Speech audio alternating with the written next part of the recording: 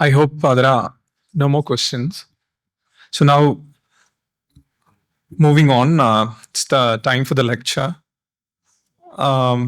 So today's lecture in memory of Professor KVK Ayyar is delivered by Dr. Ajayakumar Kodoth. So the topic is churning of political ideology and personal idealism, Kozhikode and K. Madhavan. So maybe it's better if I read the bio of the speaker in case you haven't gone through it. So that you get a good idea about the topic and the speaker. So, Dr. Ajayakumar Kodoth, born on August 15, 1960, as the youngest son of K. Madhavan and Kodoth Meenakshi Amma in Kanhangad, he took his MA, MPhil, and PhD degree from Department of History, Mangalore University. He taught history at Nehru Arts and Science College, Kanhangad, for 20 years before being appointed as a member of the Kerala Public Service Commission in 2007. He has authored 2 books in Malayalam, Moraya Oru Vazhithirivu, a critique on the events that took place on the anti-imperialist protest day observed on 15th September 1940, and Gandhian Communist-noppam Aranuttandu, a political biography of Sri K. Madhavan. Dr. Kodoth contributes articles on issues related to contemporary left politics almost regularly in Manorama online newspaper and Madhrumi, as well as Madhyamam weekly magazines. His English articles have appeared in the mainstream magazines also. He has conducted and published extensive interviews with celebrated academic historian, the late Biban Chandra, and the technocrat, the late KPP Nambiar. His detailed conversation with the eminent economist, Dr. Parakala Prabhakaran, is the latest in the series. As a founding member of the K. Madhavan Foundation, Kanhangad, he has been instrumental in honoring eminent intellectuals who have led strong and consistent struggles against fascism. The notable winners of the K. Madhavan Award are Sri Kanhayyakumar, late comrade Sitaram Yechuri, and the late Niranjana. So I welcome Dr. Kodoth to deliver the lecture. Thank you. Yeah, sure.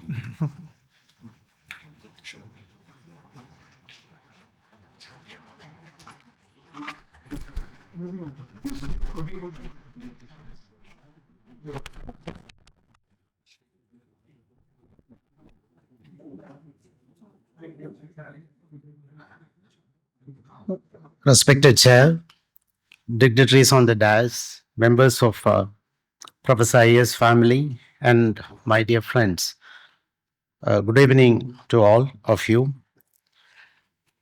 I will read out my speech, hoping that it will be a journey through the history of our freedom struggle. And I am not responsible for freedom since I am 1960 born. But my father was, like many of his contemporaries. And I will be reading this speech because of 2 reasons. One, I won't be missing any points. Then secondly, I'll be keeping time. And wherever clarifications are required, I will be giving it. I feel honored to be invited to deliver Professor K.V. Krishna Ayyar Endowment Lecture 2024.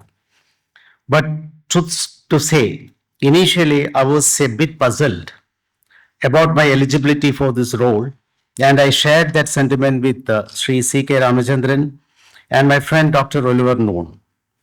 However, as insistence grew stronger, I thought I could take up the responsibility by attempting to explore the political heritage of modern Kozhikode through the eyes of my late father, K. Madhavan, who as a political activist maintained strong ties with Kozhikode for over 2.5 decades from 1930 until the formation of United Kerala in 1956.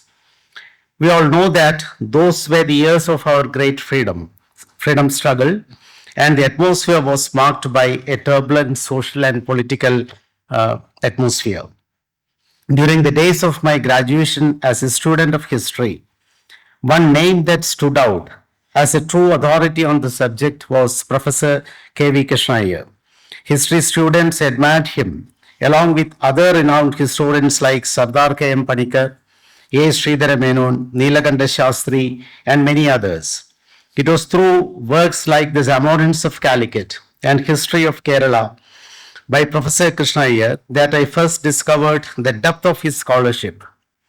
His reputation as a leading figure in the field of history is truly well deserved.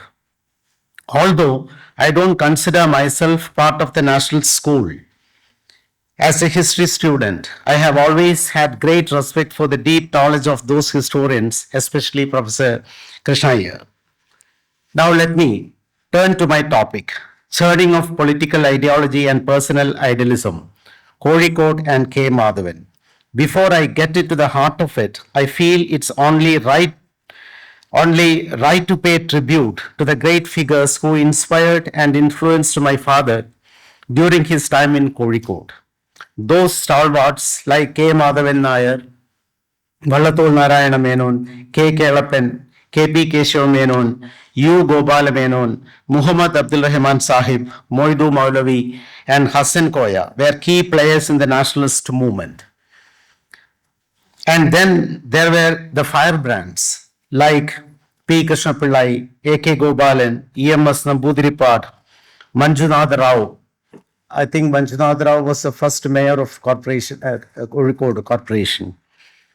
Manjunath Rao and K. Keralian, who after starting out as nationalists, transitioned into socialist and later communists. It was in this political arena that my father and countless others found their footing as freedom fighters. Holding the portrait of Mahatma, my father, K. Madhavan, began his political journey at the incredibly age of 13. Born on August 26, 1915 in Kanhangad, which was part of the Kasaragod Taluk under the Malabar Presidency, he grew up in a place where the cultural landscape was unique. Kasaragod was then a part of South Canada, and surprisingly, Kannada was a medium of instruction even for the Malayalam speaking regions. So, most of the literate people in that area could read or write only in Kannada and not their mother tongue until much later. Actually, I was very amused when Dr. Muhammad asked me whether my mother tongue is Tulu. Tulu is an important language in Kasaragod district, and Kasaragod district is called the meeting place of 7 languages, Sapta Bhasha Sangama Bhumi. And administratively, this continued. Kasaragod Taluk, erstwhile Kasaragod Taluk continued to be part of South Kannada district until the formation of the Kerala state in 1956. But politically speaking, the Congress activities were integrated with the Kerala Pradesh Congress Committee. Politically, it was integrated. It wasn't until 1957, after the communist government took office, that Kasaragod got its first Malayalam medium schools and its own college, the government college Kasaragod. Before that, higher education meant traveling to Mangalore or Madras. My father's political mentor A.C. Kannan Nair and his elder brother M.K. Nambiar, who later became a famous barrister, studied at the renowned St. Aloysius College in Mangalore. It's worth mentioning that the former Attorney General of India, K.K. Venugopal, is M.K. Nambiar's son. And recently, K.K. Venugopal has come out with a beautiful biography on his late father, Barrister M.K. Nambiar. Its title is Barrister M.K. Nambiar, a Constitutional Visionary, published by Penguin Books. My father was too involved in political activities to pursue formal education beyond high school, but he earned a Visharat certificate in Hindi because he thought it was indispensable in his growth as a congressman. For all practical purposes, the jail was his university, as he mentions in his autobiography. My father's autobiography is available both in Malayalam and English. In Malayalam, it is titled ഒരു ഗാന്ധിയൻ കമ്മ്യൂണിസ്റ്റിന്റെ ഓർമ്മകൾ, and in English it is titled On the Banks of the Tejaswini, biography of K. Madhavan. It's translated into English by Dr. P. Radhika Menon, who is a co-translator of S.K. Pottekkatt's, when I'm delivering this speech in Calicut, celebrated work ഒരു ദേശത്തിന്റെ കഥ into English. I think on the Tales of Adiranipadam was the title, published by Penguin, not Penguin, Orient Black Swan. When I speak of my father's role in the independence movement and his contribution to the growth of the socialist and communist movements in Malabar, I do so with deep respect for all those who shared this journey with him. And this is very important. I'm not just talking about my father's history, I'm talking about the history of a period, history of the freedom struggle in which thousands participated. My father's cousin, A.C. Kanhangad, who was one of the founding leaders of the Congress movement in the Kozhikode area, wielded a huge influence on him. Known fondly as Kannatan, he was member of the KPCC and AICC from the 1920s to the 1940s. Kannatan's support to the nationalist cause ran deep. He donated a huge sum of money, equivalent to 400 shares to Madhavan. When K. Madhavan Ayyar, the founder of Madhavan, K. Madhavan Ayyar started the newspaper in Kozhikode in 1923, asking for nothing in return. And you know that if that money was paid in 1923, so after a century, one can imagine its total worth now. He paid 2,000 rupees in 1923 out of his pocket without expecting anything. Not even, he did not accept the shares, but he simply made a donation to Madhavan. Sudhir, our friend Sudhir, who was associated with Madhavan for 40 years, I don't know whether he heard about this before. You could say that my father's initiation into political ideology, nationalism, Gandhian nonviolence, and his cultivation of personal idealism, selflessness, began with this connection to Kannatan and Kozhikode, although it was utterly unknown to him then. One defining moment in my father's life came when Kannatan encouraged him, then a fledgling adolescent of 14, to ride on the back of an elephant holding a portrait of Gandhiji during the Mahatma's 60th birthday celebrations on October 2nd, 1929. My father often said this elephant ride marked the beginning of many important events in his life.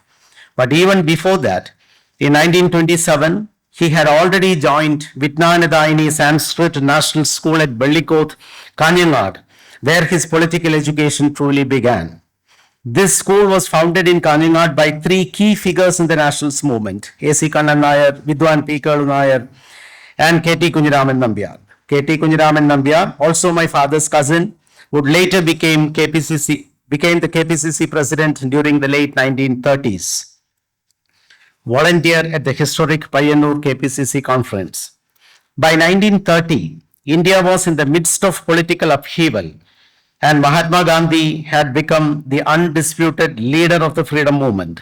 Kerala, of course, wasn't isolated from these developments. Under the leadership of K. Kelappan, the KPCC became more active, with one major milestone being the 4th KPCC conference held at Payyanur from May 25 to 27, 1928. This wasn't just any political gathering. It was graced by none other than Pandit Jawaharlal Nehru, who attended every event during the 3-day conference. One of the chief organizers was Vidwan P. Ayyar, or Curlu Master, as he was respectfully called. A group of student volunteers from the Vitnanadayini school at Calicut, Kanhangad had been sent to assist, and among them was a 13-year-old boy named K. Madhavan, my father. One memory that stayed with him throughout his life was a historic resolution passed at this conference, the demand for Purna Swaraj, complete independence. It was the first such resolution in all of British India, and my father told me that Nehru had come to Kerala with the sole purpose of achieving this, having failed to achieve it at the other provincial Congress conferences.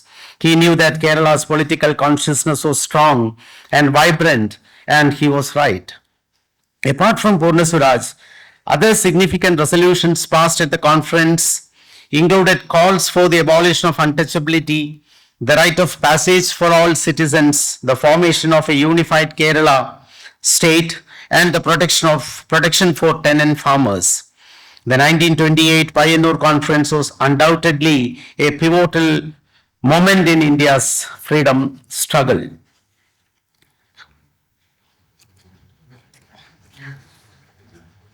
And now here is where things took an unexpected turn. At the conference, K. Kelapan asked my father, who was volunteering, to do a rather unusual task, to clean the glasses and plates that the delegates had used. My father, despite coming from an aristocratic family, took on this job without hesitation. Undoubtedly, this was a lesson in humility and the first and most crucial step in declassing of social status. A more systematic and self-conscious training would be imparted in the future under the guidance of P. Krishna Pillai. But after Kannatan, it was K. Kelapan, the valiant son of Kozhikode, who played a decisive role in molding my father's personality. It's important to note that my father, doing this menial task at the Payyanur Conference, was a member of the Echikanam Tharawad, which owned 7 elephants at that time.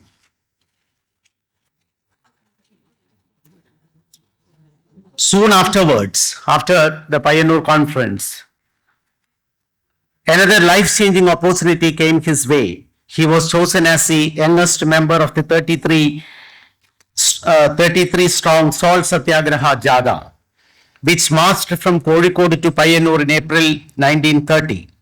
This event would mark the beginning of an even deeper commitment to the cause of India's independence. My father's first journey to Kozhikode. The day January 26, 1930, was celebrated across India as Independence Day, thanks to the Indian National Congress.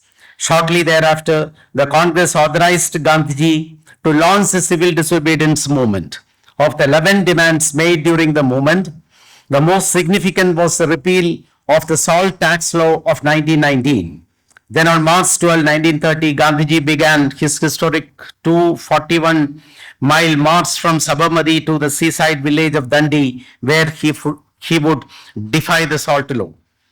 Soon, the news reached Kanhangad that Kerala would launch its own salt satyagraha, led by K. Kelapan.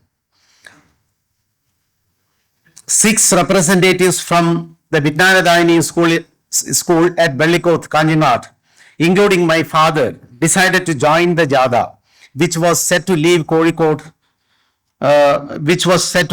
Kozhikode for Payyanur on April 14, 1930. The 6 included K.T. Kunjaraman Nambiyar, V.M. Krishnan Ayyar, V.P. Krishnan Ayyar, fondly known as Gandhi Krishnan Ayyar, V. Ambu, K. Keralian, and my father K. Madhavan. Accompanying them was T.S. Tirumumbu, a well-known nationalist leader in Kozhikode area and a celebrated Sanskrit scholar poet. On April 11, 1930, this group of seven came all the way from Kanhangad. 7 brave volunteers was given a grand farewell at Kanhangad under the leadership of A.C. Kanhangad. This marked my father's very first journey to Kozhikode. Back then, there was a strange superstition in the Kozhikode region. Crossing the Korapula river would there was a strange superstition in the Kasargod region that crossing the Korapura river would cause you to lose caste status or identity. So somebody crosses Korapura means he is losing his caste identity, and of course this was applicable only to only those who vote the. Oh, you have the same here. Ah, yes, Kasargod it was there. But only it is applicable only those who vote what the upper caste tag.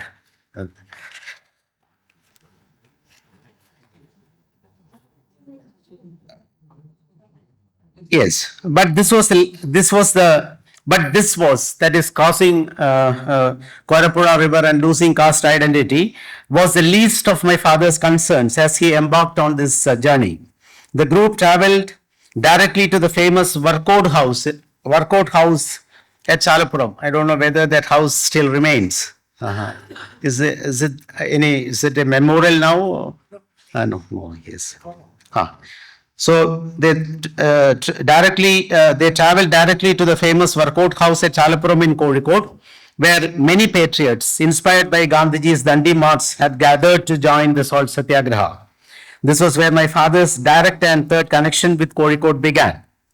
On that very day at workout house, my father met P. Krishna Pillai for the first time. He later described that encounter in his autobiography.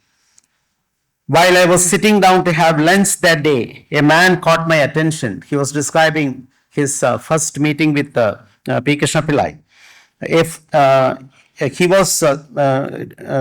While I was sitting down to have lunch that day, a man caught my attention. He was strong, had long hair, a folded mundu, and no shirt. He was busy serving food and later cleaning up after everyone had finished. That evening, when procession started, I saw the same man standing at the front, profoundly holding the flag. It was only later that I realized he was P. Krishna Pillai. That evening, the procession wound through the city, Kozhikode city, but was blocked at the third gate by Rao Sahib Pukoya Tangal and his gundas. He was a prominent local figure. The public meeting that was supposed to follow had to be cancelled.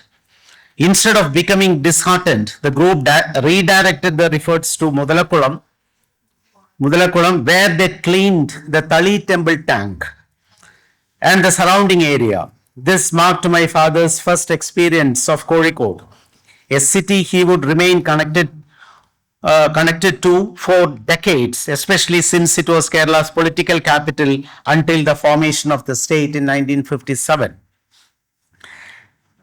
I think we all of you will be knowing that why Calicut was the political capital of Kerala, because only in the Kozhikode district, the Malabar district, the direct conflict with the British government took place. In the other two regions, that is Cochin and Travancore, were protectorates, princely states. That's why Malabar became the hotspot of freedom struggle. I'm telling this to the youngsters, not the elders.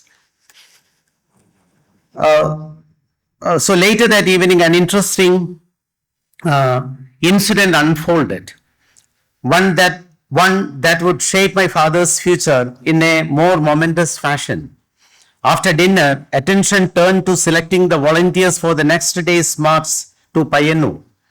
Out of more than 200 people, only 32 volunteers, along with K. Kelapan, would be chosen. Some parents had even come to request that children be excluded from the group. Moments before the names were announced, K. Kelapan pulled my father aside and gently tried to dissuade him, warning of the serious consequences that might follow if he joined the Satyagraha. Kelapaji thought my father, a mere 15-year-old boy then, might have second thoughts or show signs of fear. But my father was resolute. He later wrote, I did not fall victim to Kelapaji's attempt to paint a frightening picture of the struggle. I told him I was ready to endure whatever came my way. Satisfied with my response, Kelapiji accepted my determination. As a final confirmatory gesture of his commitment, my father took off his gold ring and handed it to Kelapiji as a contribution to the Freedom Struggle Fund. Those days, especially children from the feudal families, they had the habit of wearing gold ornaments, earrings, even chain. What? No, it was part of their attire. To my Kelapiji as a contribution to the Freedom Struggle Fund. To my eyes, this echoes Kannadin's largesse to the Madhubhumi a couple of years earlier, but I doubt it my father, the donation which A.C. Kannadar gave to Madhubhumi a couple of years earlier, but I doubt it my father was aware, if my father was aware of how much of Kannadin he carried in himself. And so the long and arduous journey of struggle began in my father's life. The first Lathi charge. The fight for freedom wasn't just about resistance, it was about suffering, about becoming entirely selfless. In April 1930, a 33-member Jada set off from Kozhikode to Payyanur, and among them were two young boys, my father and C. Achudakurup, the son of the poet laureate Vallathol Narayana Menon. What Vallathol told his son before they left, this happened in front of my father. I remember him telling this. What Vallathol told his son before they left had a lasting impression on my father.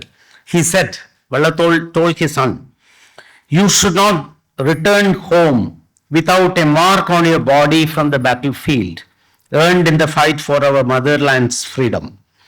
This was a kind of spirit that the political atmosphere of the time inspired. As Jada prepared to leave, K. Madhavan Ayyar, U. Gopala Menon, Krishna Swami Ayyar, and Abdul Rahman Sahib accompanied the group to the edge of the Kozhikode city. Just before they parted ways, Krishna Swami Ayyar shook my father's head and said, we will meet again. My father often remarked how much attention Kozhikode paid to him during that journey, being just a minor at the time. When the Jada reached Payyanur, they were greeted by Congress leaders like PM Kunjiraman Nambiar, VP Kunjiraman Gurukal, and Vidwan Damodaran Master. Vidwan Damodaran Master is father of Professor Sukumar Kozhikode. By the morning of April 21, the camps were surrounded by eager crowds. Leaders from all over Malabar had come to witness what would happen next.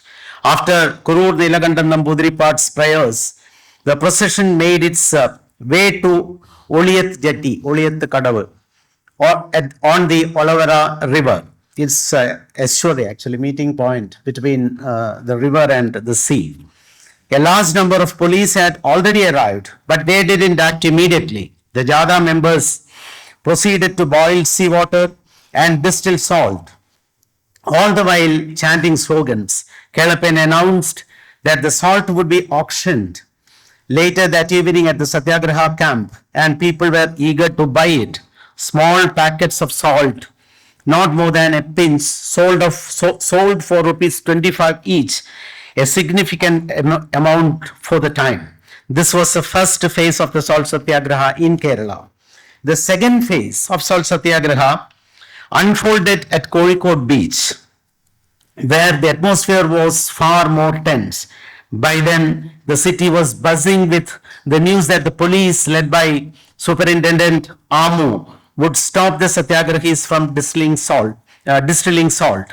The Jada, consisting of 54 volunteers, including my father, marched determinedly to the beach with vessels and firewood. Hundreds of armed police lined the area, and a huge crowd had gathered. My father said it felt like the entire town of Kozhikode had shown up to witness the event. The Jada members were eager to defy the law. His interactions with terrorist prisoners from northern India. While he was jailed at the Kannur Central Jail, the terrorist prisoners from the northern India were also jailed in the same prison. Krishna Pillai had been influenced by his interactions with the terrorist prisoners within quotes from North India who were locked up with him in Kannur Central Jail. It was from them that he first got his hands on Marxist literature, reading works like Lenin's April Thesis, What is to be Done, and Jayaprakash Narayan's Why Socialism, etc. The Guruvayur Satyagraha. The next significant interface between Kozhikode and my father took place with the famous Guruvayur temple entry agitation of 1931 that was sparked by a decision made at KPCC conference held in Vadagara in Kozhikode. During that meeting, the KPCC demanded that all Hindus, including those considered outcasts and Dalits, should have the right to enter all temples. As the first step towards this goal, the decision was made to launch the Satyagraha in front of the Guruvayur temple. The journey to Guruvayur began from Kannur on October 21st, 1931, led by T. Subramanian Tirumumb, with AKG serving as the captain of the Jada. My father, much like in the Salt Satyagraha, was the youngest participant. I remember my father telling me how there was a virtual sea of humanity waiting to welcome the Jada when it arrived in Guruvayur. One memorable incident my father often spoke about was a debate that took place at the Satyagraha camp.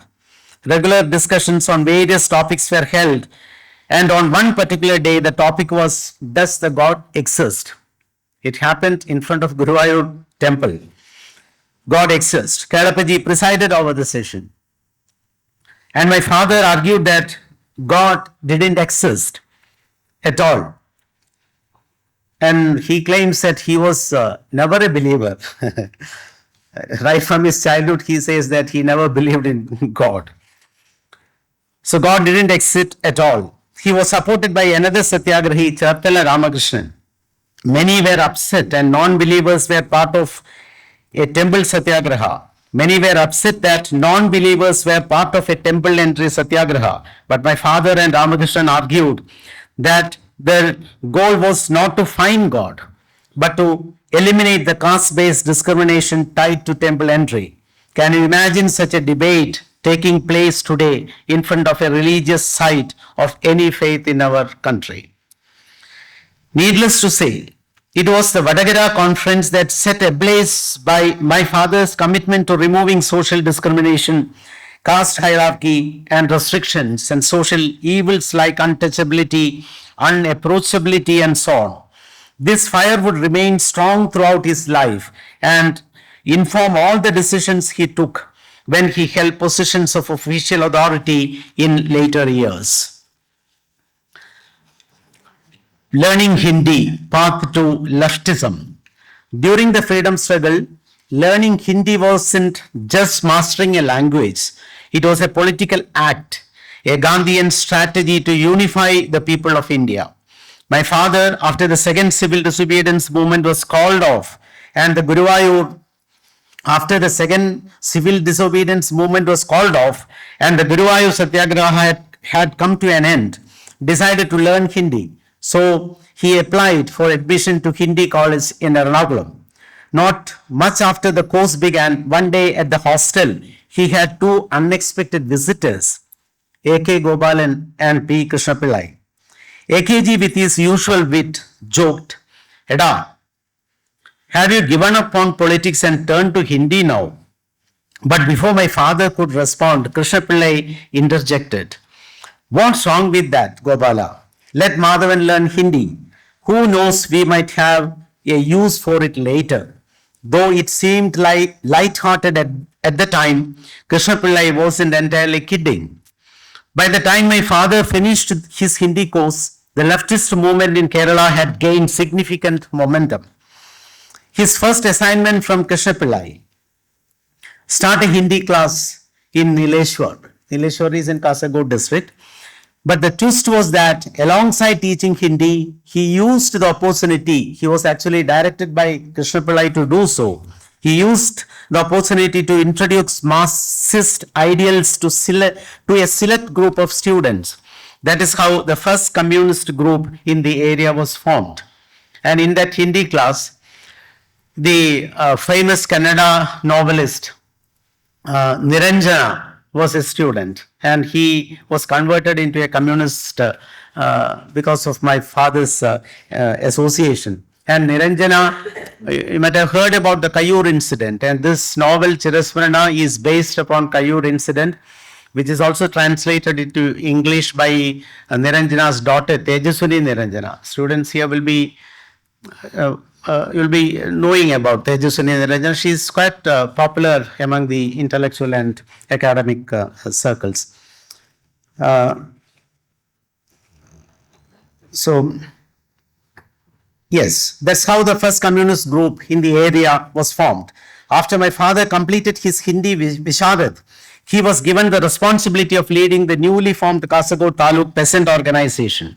Krishna Pillai then sent trusted cadres to all 5 taluks in the Malabar district to kickstart socialist activities. This was the dawn of a new era of political movements in Malabar, and it happened under Krishna Pillai's leadership.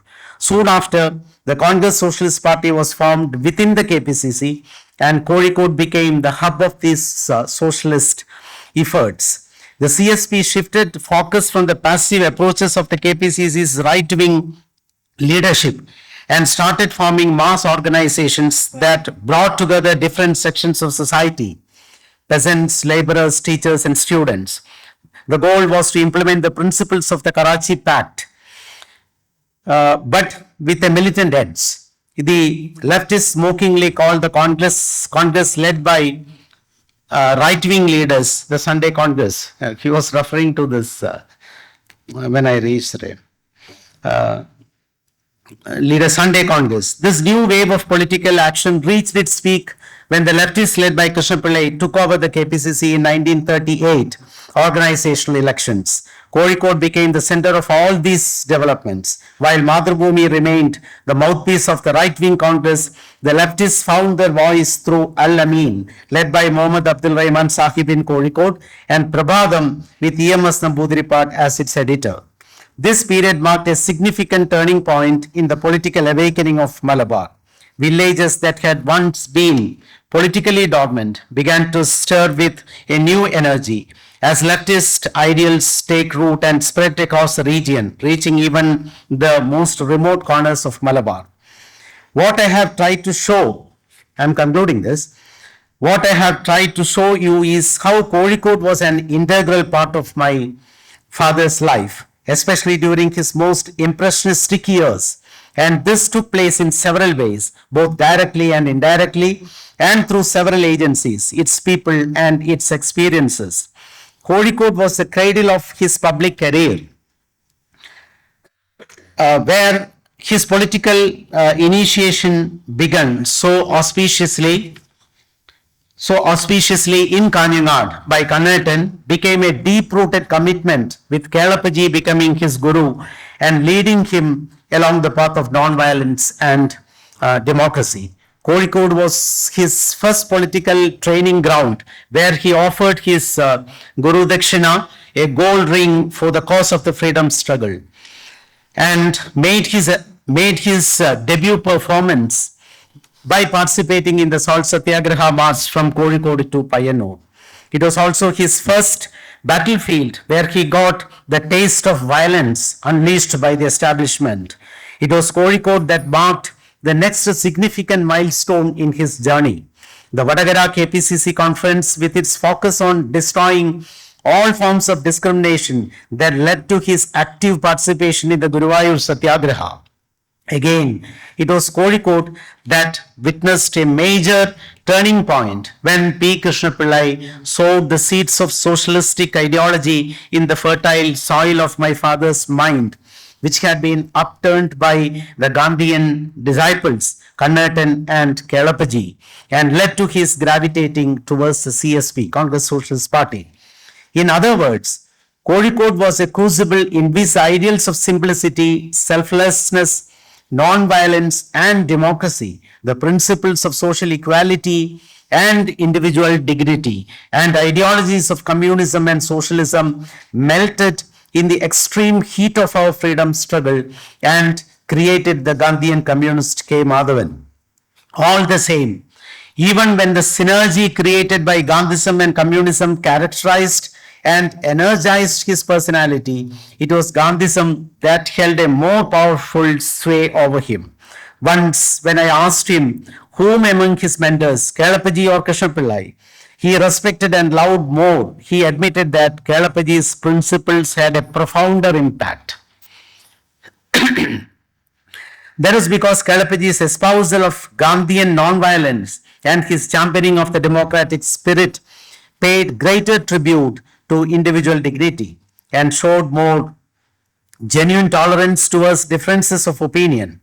This code of behavior had so informed my father's value system that way back in 1953 at the CPI party congress at Madurai, in Tamil Nadu, Madurai, he introduced a resolution demanding that Gandhiji be accepted as the father of the nation. This happened in 1953. Gandhiji be accepted as the father of the nation and the portrait of the Mahatma Gandhi be hung in every party office. So such a resolution was moved in 1953 at the Madurai Party Congress of the Communist Party. So as a mark of, as a symbolic gesture, what the portrait of Mahatma Gandhi be hung in every party office. That was the content of the resolution. Despite being rejected repeatedly by the short-sighted leadership and the already ossified structure of the party, he persisted in the demand, and this inspired Professor K.N. Panikkar to call him a critical insider. K.N. Panikkar, when he wrote forward to the English translation of my father's autobiography, he described, Dr. K.N. Panikkar described my father as a critical insider, a label that my father wore like a badge of honor. And I'm stopping here. I hope you enjoyed this journey through our freedom struggle. So thank you for your patient hearing. Thank you very much. Ajay, thank you. Just 2 things. Thank you. One, I think you should mention how your father was instrumental. You be in Bangalore. You be Kapilai. Yes, Kapilai. Mention his name. No, only brought communism to Bangalore. Again, Krishna Pilla's journey to spread what communist and socialist ideas didn't stop at Kozhikode. He used to go up to Mangalore, P. Krishna Pillai. So from the southern end to the northern end of Kerala and even crossing the boundary, he reached up to Mangalore and as part of his political activities, and this the name mentioned by Sudhir is B.B. Kakilaya, is a highly respected communist leader in state of Karnataka. You must be knowing that he was MLA, MP. So that is true. He even went up to, crossing the boundary of Kerala, he went up to Mangalore and involved in the political activity. And his full name, Ajay, the Vishnu Kapilai. Pardon? They didn't say Vishnu Kapilai. Vishnu, no. Yes, full name, yes, that is true. B.B. Kakilaya. And the other one is, since you mentioned this portrait business of Gandhi, to connect that, can you repeat what Ho Chi Minh told our comrades? That is true. One criticism against the communists, Indian communists, is that they failed to reach out to the national mainstream because they didn't have a nationalistic approach. They couldn't realize the value of Gandhism and Gandhi.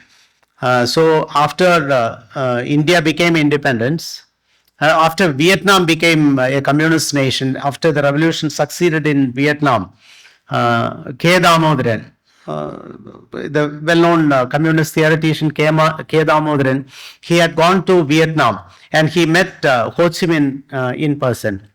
So he raised a question. Ho Chi Minh. He asked, when compared to Indian Communist Party, Vietnam Communist Party actually is a very small party when compared to the Indian Communist Party. And the country also, the area wise, it's a tiny nation and ours is a huge nation. So how come you succeed? You became success in the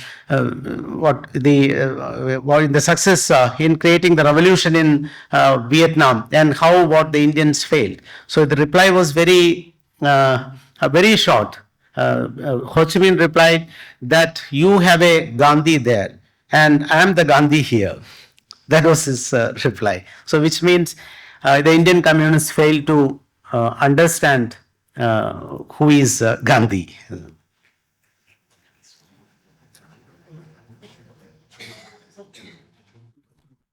I think there are no more questions. So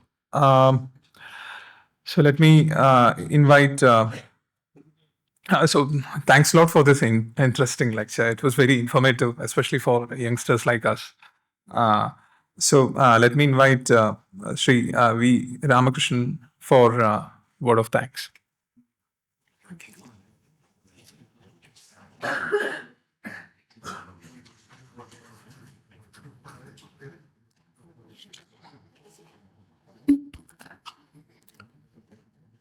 Respected President of the Calicut Heritage Forum, Sri K.K. Mohammed, other office bearers, Sri Swaminathan, patron of Professor K.V.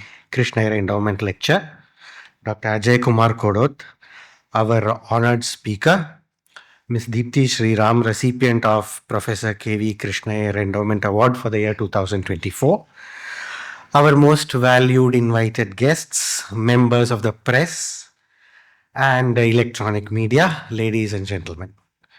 It is my privilege to be here this evening to present the formal vote of thanks on this very memorable occasion, the Professor K.V. Krishna Ayyar Endowment Lecture.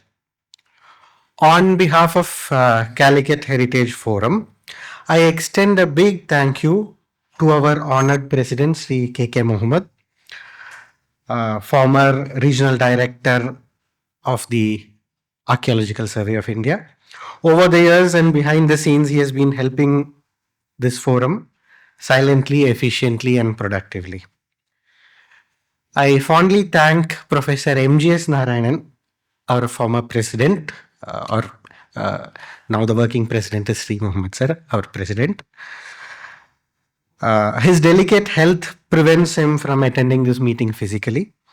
Professor MGS has always been our inspiration and guiding light, and I thank him for his continued advice, encouragement, and involvement.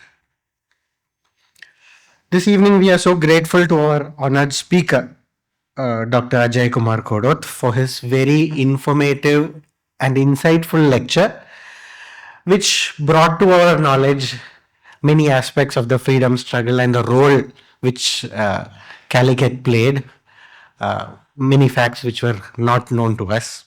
He brought it to light today. So we are very thankful to you, sir, for having accepted our invitation and come here. All of us have benefited from his talk this evening. So thank you. I congratulate Ms. Deepti Sri Ram and thank her for her presence and very spontaneous presentation. And I thank her family members also for being present at this occasion.